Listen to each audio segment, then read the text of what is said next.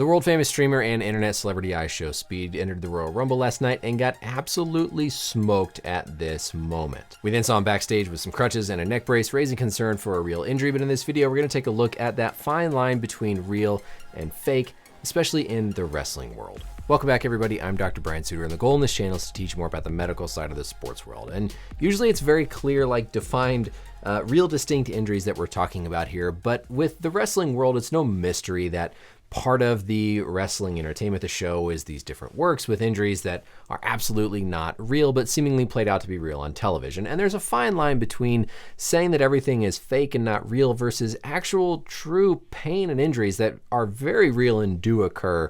And while I think the severity of what's being conveyed here with IShowSpeed is not as serious as it looks, there definitely is some realness to what exactly we saw happen. I think there's three very 100% real things here that could have happened with Speed.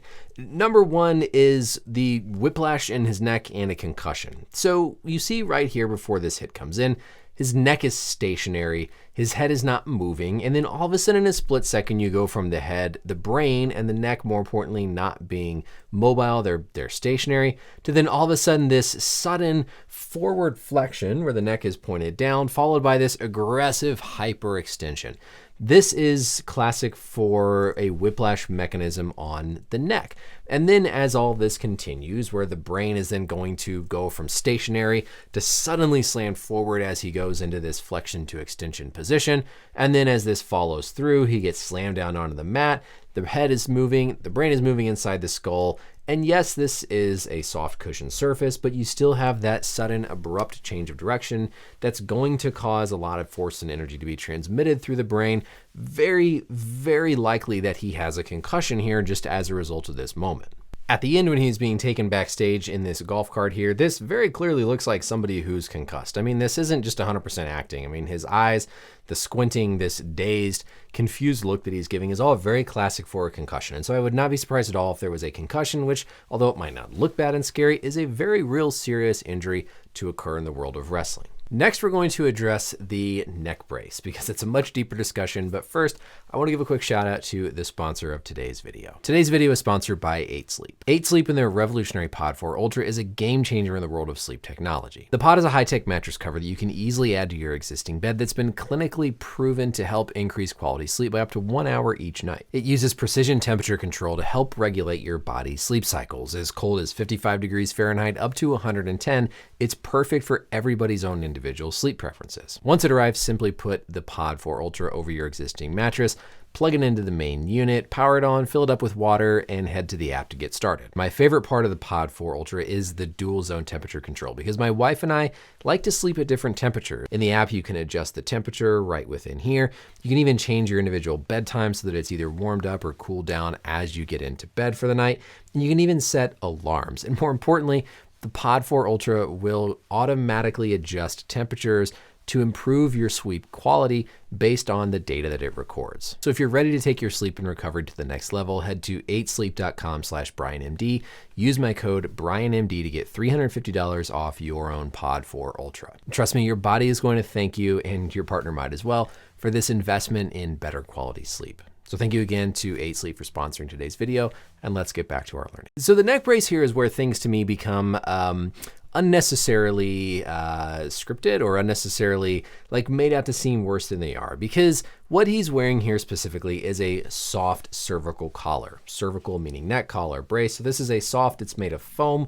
This is something that is only done for comfort. If there was real concern in the medical setting about a true neck injury, something like a central cord syndrome, which we'll talk about, or any sort of paralysis, spinal cord injury, nerve injury, where you were worried about maybe a fracture in the neck, you're not gonna put somebody in a soft collar. So anytime I see somebody wearing a soft collar after a neck injury, presuming they've been properly evaluated, because maybe he has not been evaluated yet, which would be a shame. You would hope if somebody was asking for a soft collar, they would be properly evaluated.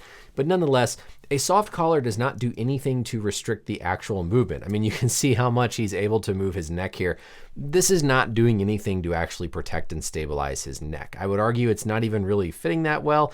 The intent of these is to sometimes just relax the muscles, but I mean, he is clearly moving his neck, moving his head around. This thing is here purely for his own kind of placebo effect comfort.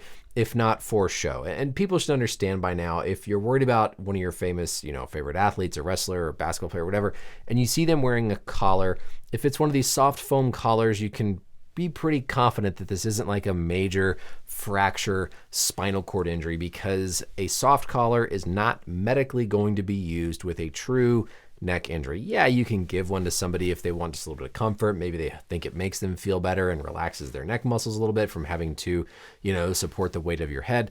But this to me implies that they at least are not immediately concerned about a true neck injury. And that's important, because whenever you have that severe of a whiplash position, it can absolutely cause whiplash, which can damage the neck, the spinal cord. In that position, it's not just the head that's being whipped back and forth and the brain inside, but the spinal cord is getting stretched.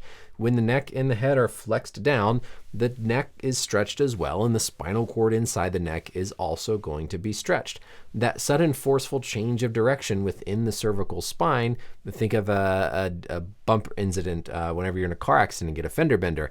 That abrupt whiplash of the head can not only stretch the ligaments in the spine that stabilize the bones in the neck, but can also affect the actual spinal nerves traveling up through the spinal canal.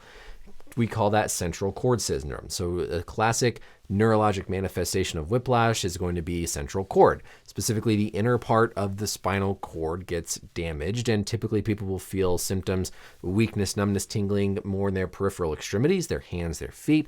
Oftentimes there's injury or effect to the bowel and bladder control, and so difficulty with peeing and urinating can be a problem with central cord syndrome.